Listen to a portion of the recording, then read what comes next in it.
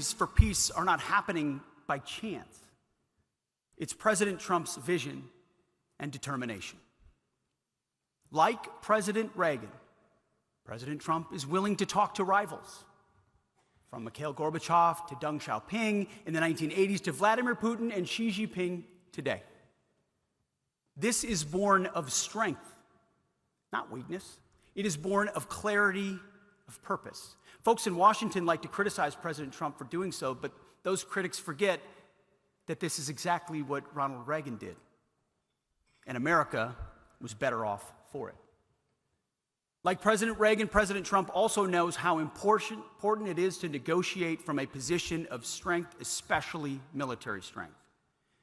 And at the newly renamed Department of War, thanks to President Trump's leadership and to Congress, we received a historic boost in funding last year and believe that is only just the beginning. Make no mistake about it, President Trump is hell-bent on maintaining and accelerating the most powerful military the world has ever seen. The most powerful, the most lethal, and American-made. The arsenal of freedom. We're also restoring the warrior ethos back to basics: readiness, accountability, standards, discipline, lethality. I'm not sure if you saw, but I recently gave a speech on that topic to a few generals in Quantico.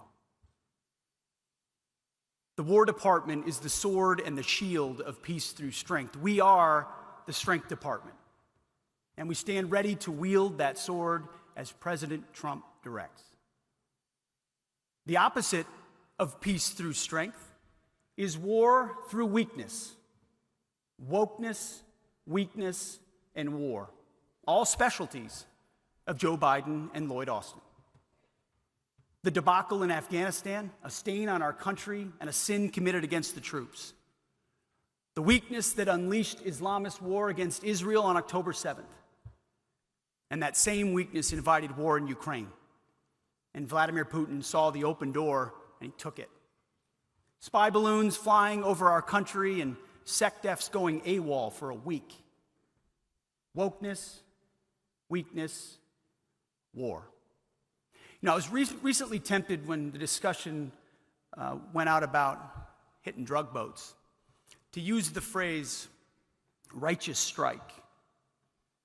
But then my team counseled me against it and said, "Sir, that's the phrase that was used by Mark Milley when a family of Afghans was struck as a response to what happened at Abbey Gate. They called it for 2 straight days a righteous strike, when they would have known within hours exactly what they struck. Weakness, wokeness, war. It's a new day. With Operation Midnight Hammer, the world saw, after decades of hemming and hawing, the decisive effect of American military strength in obliterating the Iranian nuclear program. President Trump said they can't have a nuclear bomb, and he meant it. Others have said it. President Trump did it.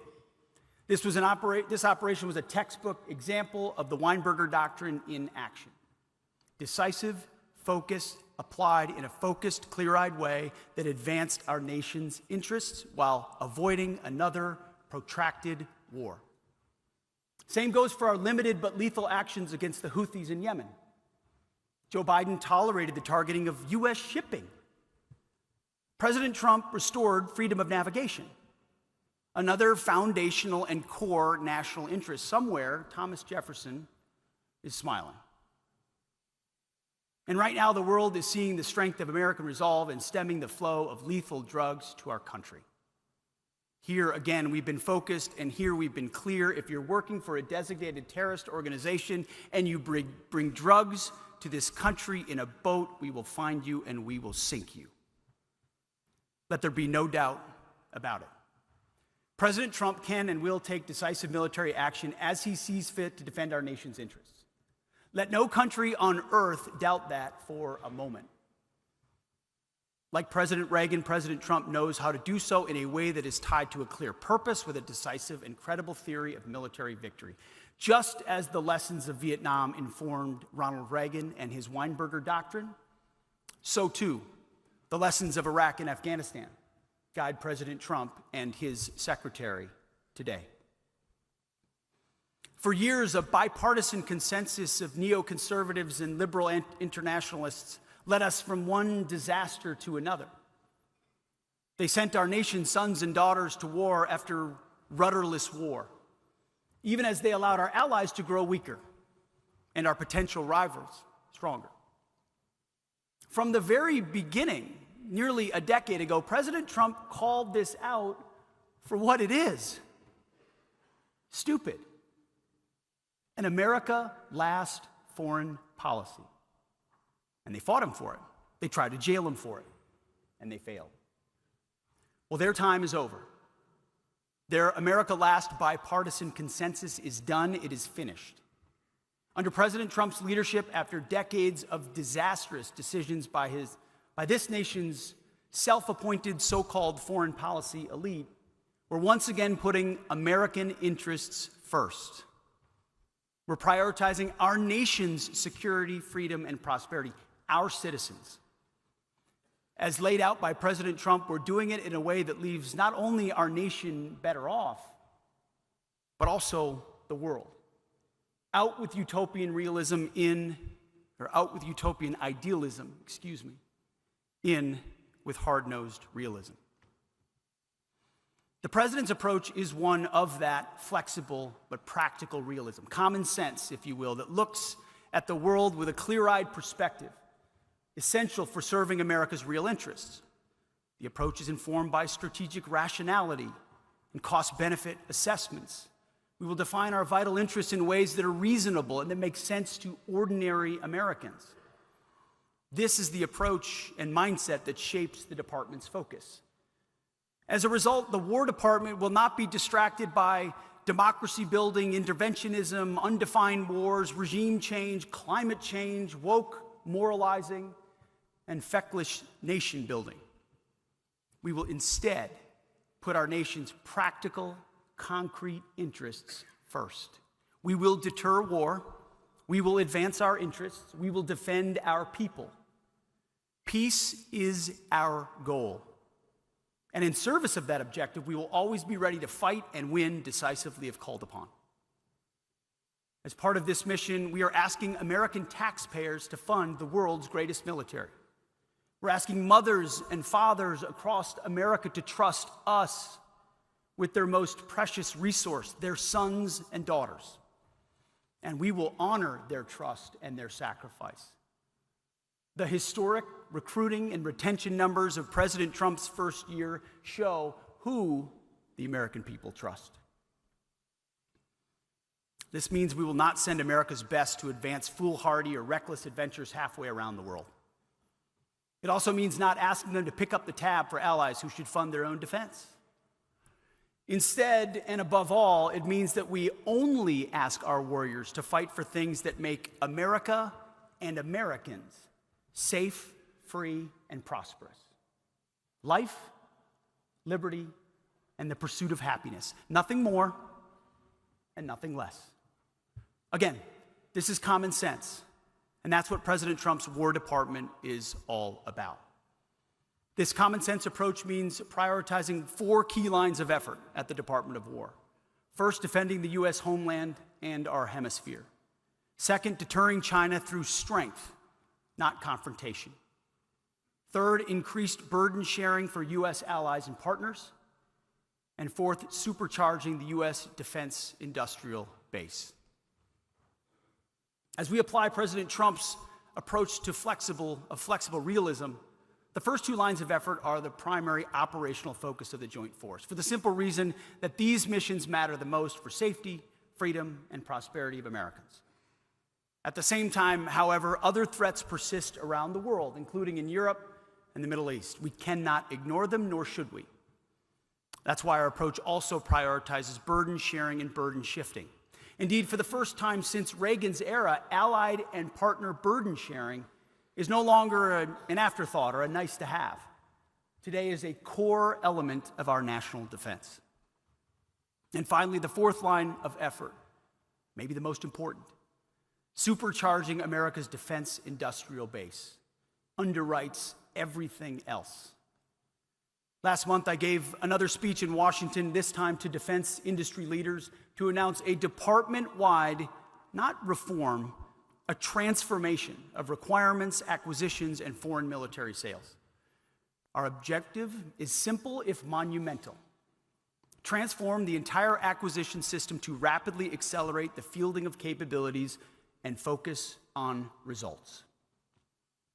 The bottom line is a historic, generational, and transformational changes that we will implement and will move us from the current prime contractor-dominated system, defined by limited competition, vendor lock, cost-plus contracts, stress budgets, and frustrating protests, to a future powered by dynamic vendor space that accelerates production by combining investment at a commercial pace with the uniquely American ability to scale and scale quickly, all at the speed of urgency. That speech stands on its own. So I'll spend the balance of my time here talking about the other three lines of effort, the first of which are defending the U.S. homeland and hemisphere. The Biden administration was more concerned about Ukraine's borders than our own. They tried to make it controversial to say that border security is national security, but that is, of course, absurd. Border security is national security, and we are prioritizing it accordingly. Since January 20th, at the direction of President Trump, the Department of War has made it a top priority to defend our nation's borders, to get 100% operational control of that border. We did so by surging forces, where our troops partner with DHS and CBP to seal the border. Under Joe Biden, tens of millions of illegals, and we have no idea where the hell they came from or where the hell they are, flowed across our border, not to mention lethal narcotics responsible for the death of hundreds of thousands of Americans. Today, the number of illegals crossing into our country is 0. We are saving lives and communities, and we are keeping it that way. We're also proud to support our law enforcement partners as they conduct mass deportations of dangerous illegals who have no business being in our country. We'll secure the border in part by organizing, training, and equipping units specifically for border defense missions, including operations in the land, maritime, and air domains, alongside our interagency partners. We're also leaning on our Mexican counterparts to do more. They have made progress and will need to see more, and quickly. And so far in this administration, nobody has built more new border wall than the Department of War.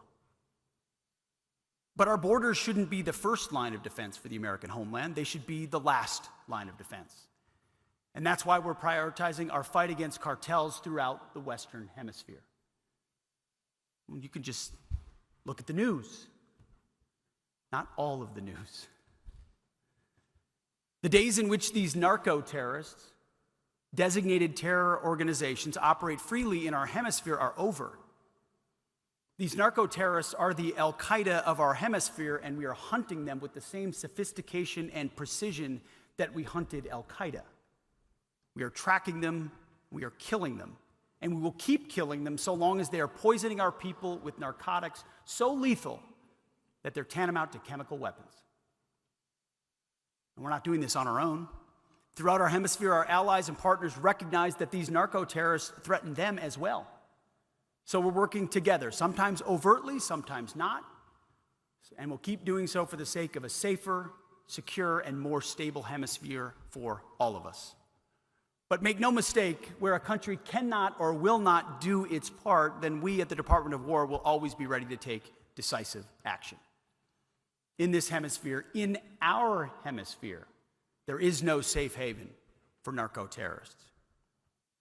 Securing the border does not mean we're losing sight of other critical homeland defense missions. On the contrary, we're doubling down.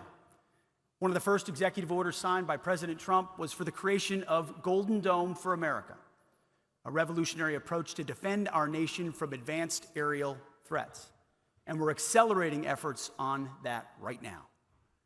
And Golden Dome will produce tangible protection for this country inside the time frame of this administration and beyond. President Reagan promised SDI, Strategic Defense Initiative. President Trump's doing the same thing.